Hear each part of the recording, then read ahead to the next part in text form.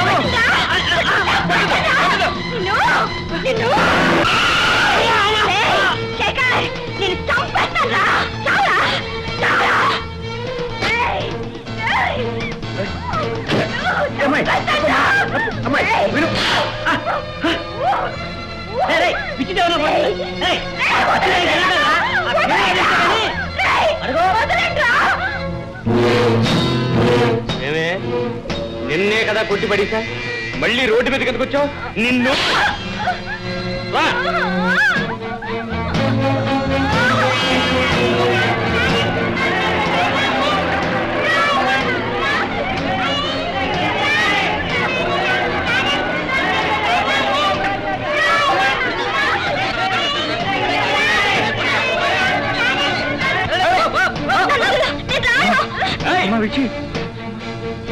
ఏంటండి మూర్తి గారు, ఈవిడ గారు ఊర్లో జనాలందరినీ కరిసేయాలనా?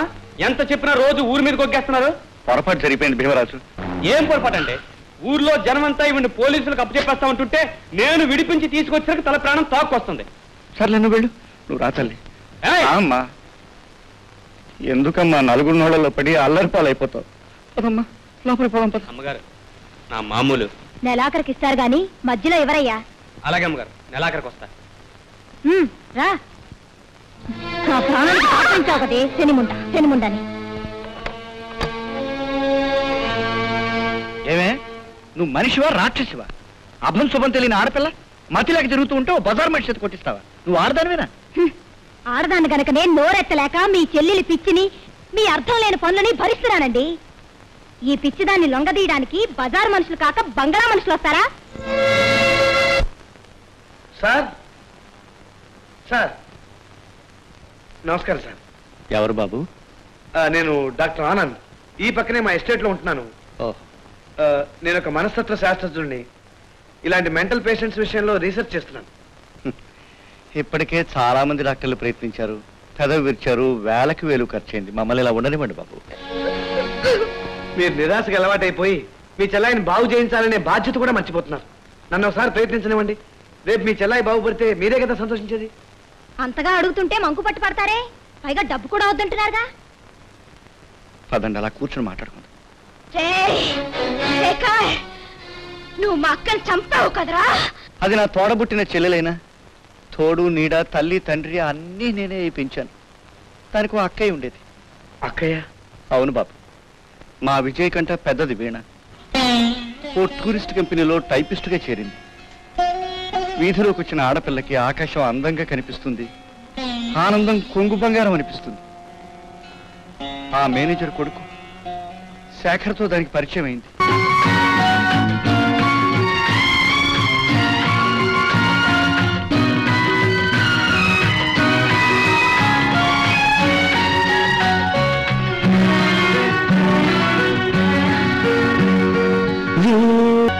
అలా ఓ 3 నెలలు గడిచిన తర్వాత ముహూర్తాలు ఎప్పుడు పెట్టుకుందాం బాబు అని శేఖర్ని అడిగాను. మీ ప్రయత్నాలు మీరు కానివ్వండి, 10 రోజుల్లో వస్తానన్నాడు. అలా వెళ్ళినవాడు. అంటే అతనికి ఏదన్నా ప్రమాదం లాంటిది? అతనికేం ప్రమాదం జరగలేదు బాబు.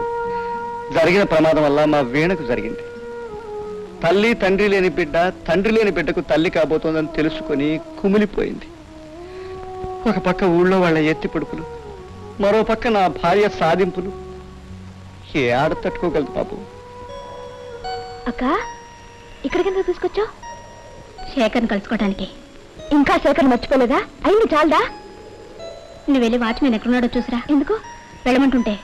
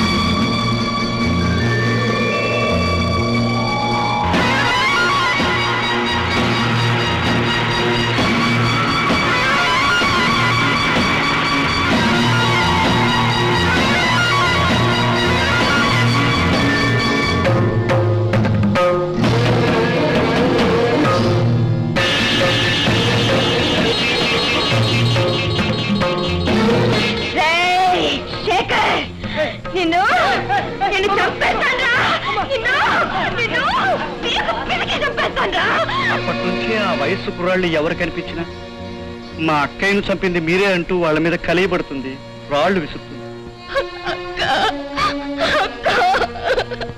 ఎంత బాగుపడాలనే ఆశ ఉన్నా ఎదిగిన పిల్లని మరొకరితో పంపడం సాధ్యమయ్యే పనేనా బాబు? వద్దులే బాబు, వద్దు. సార్, మీ చెల్లాయిని మనస్ఫూర్తిగా బాగు చేయాలి అనే తపన ఉన్న ఒక డాక్టర్గా అడుగుతున్నాం. దయచేసి నాతో పంపించడానికి ఒప్పుకోండి. ఎందుకంటే కొత్త వాతావరణం, కొత్త మనుషులను చూస్తే విజయ్ కొత్త మనశ్శాంతి కలుగుతుందని నా ఆశ. అంతేకాదు, మీరు ఎప్పుడు కావాలంటే అప్పుడు వచ్చి విజయం చూసిపోవచ్చు. దయచేసి కదనకండి. ఆయన అంతగా అడుగుతుంటే మీరెందుకండి సందేహించడం? వైద్యో నారాయణో హరి అన్నారు. రోగంతో బాధపడుతున్న వ్యక్తికి వైద్యుడు దేవుళ్ళు లాంటివాడు అంటారు.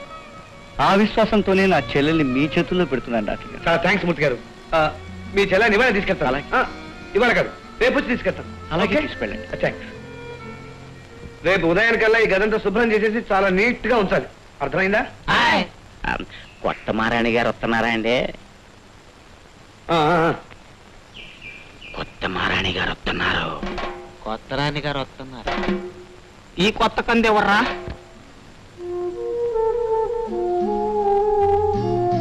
Good morning.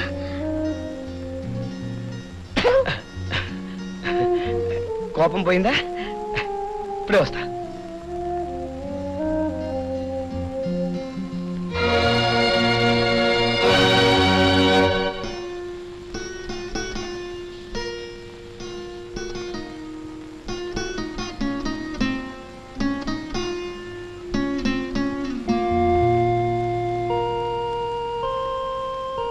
అమ్మా విజయ్, అమ్మా చూడమ్మా, ఆయన డాక్టర్. అవును. నీకు వైద్యం చేయడానికి వచ్చారు. నేను ఆయన తనతో తీసుకెళ్తారు. ఏమ్మా, వెళ్తావా? అలాగేనమ్మా, చూడు. అమ్మా, విజయ్, అమ్మా. Just a minute. అలా తనకూడదు. నా చిట్టు తల్లి నేను చెప్పిన మాట వింటుంది. ఆయనతో వెళ్తుంది. ఏమ్మా, వెళ్తావా? ఇలా మాట్లాడుతుందా? దెబ్బలు పడుతుంది గాని. ప్లీజ్, ఆమె ఏం చేయకండి. తగలకుండా పట్టుకుంటే చాలు. ఓయ్, చాలు. అంతే. ఎందుకమ్మా? Okay, okay. ఓకే.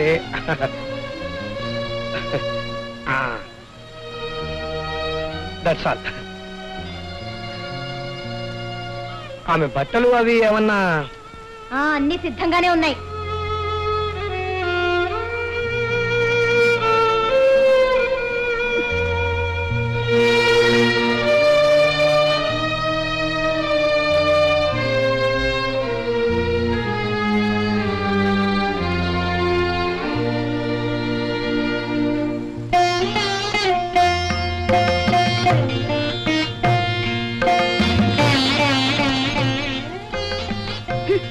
ఇదే ఆవిడ గారి ఆస్తంతా.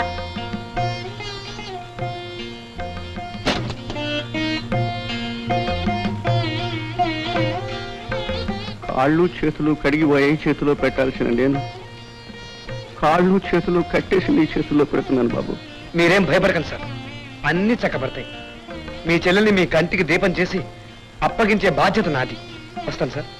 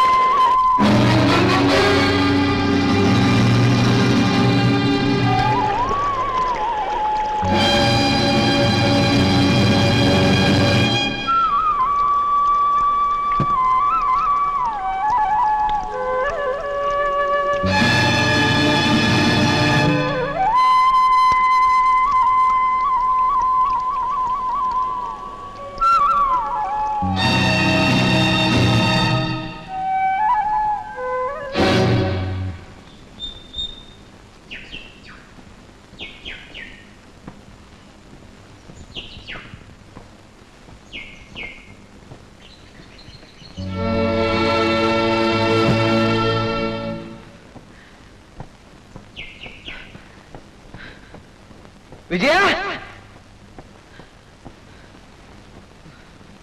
విజయ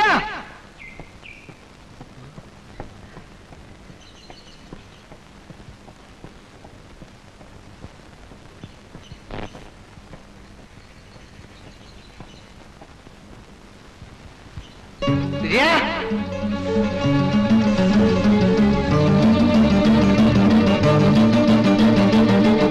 విజయ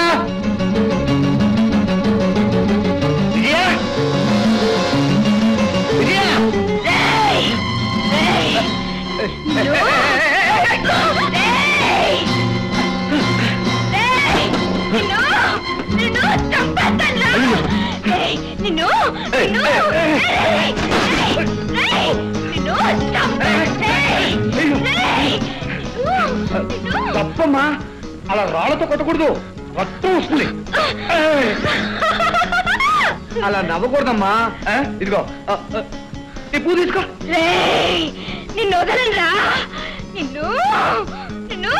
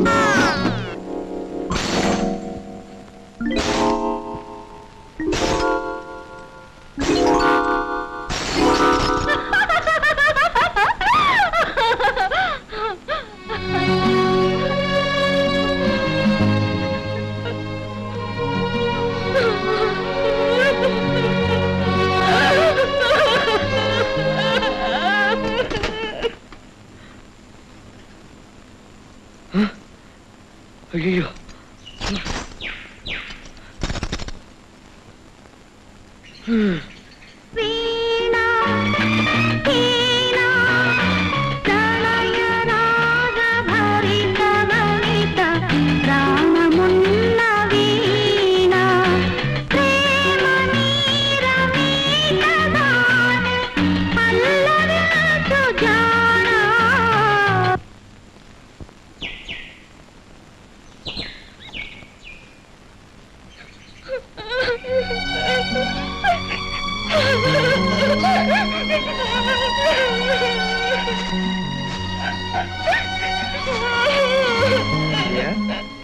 విజయ లేమ్మా లే పోదాం లే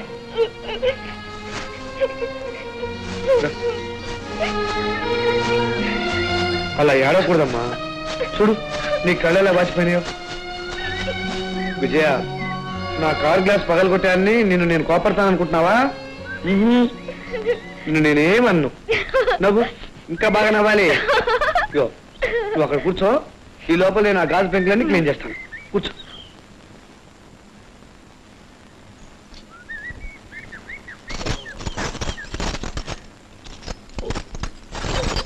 విజయ ఈ గాజు పెంకులన్నీ పతికి బెల్ల ముక్కల్లా ఉన్నాయి కదా నాకు దాహంగా ఉంది దాహంగా ఉందా ఒక్క నిమిషం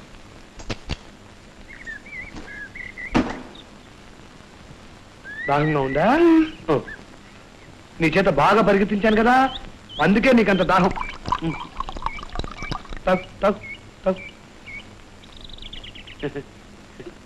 నువ్వు చాలా మంచోడివి నేనే కాదు నువ్వు కూడా చాలా మంచిదానివి కాదు నేను చెడ్డదాన్ని కొంచెం తాగుతావా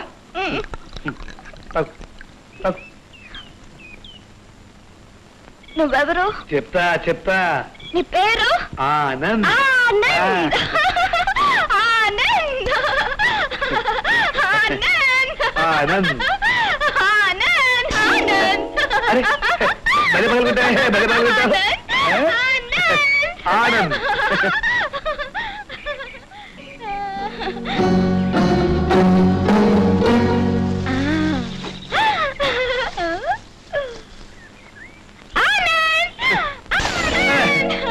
ఆనంద్ అయ్యో అది లేవమ్మా ఇలా ఇవ్వమ్మా ఇలా ఇవ్వమ్మా ప్లీజ్ ప్లీజ్ ఇలా ఇవ్వమ్మా ఇలా ఇవ్వు ఆనంద్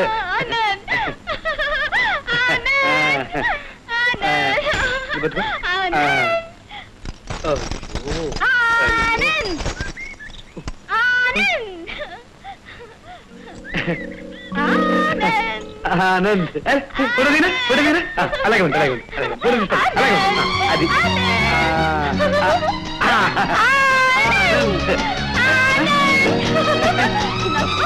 వద్దమ్మా వద్దమ్మా ప్లీజ్ వద్దమ్మా వద్దమ్మా సరే సరే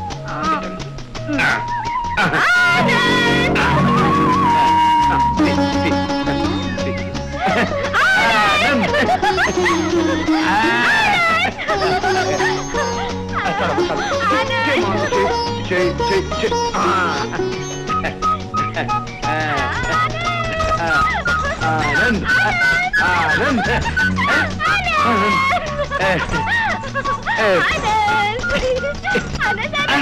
ఆనంద్ ఆనంద్ ఆనంద్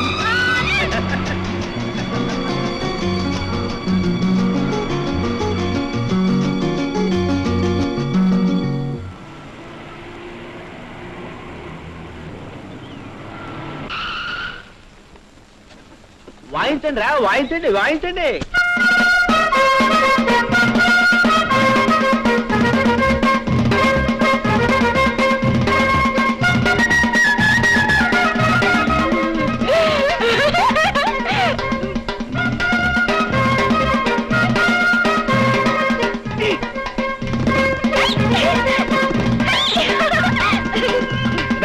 ఏమిట్రా ఈ భాజా భజంత్రులంతా ఏం తమాషాగా ఉందా? అది కాదు దొరగారు, కొత్త మహారాణి గారు వస్తున్నారు కదా అని. నేనే కొత్త మహారాణిని. బ్యాండు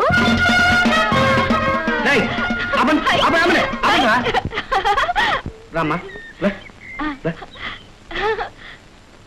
కొత్త మహారాణి వస్తుంది అనుకుంటే పిచ్చి మహారాణి వచ్చిందేంటి? అంటే మన పసికందుకి మహారాణి ఛాన్స్ ఇంకా పోలేదన్నమాట.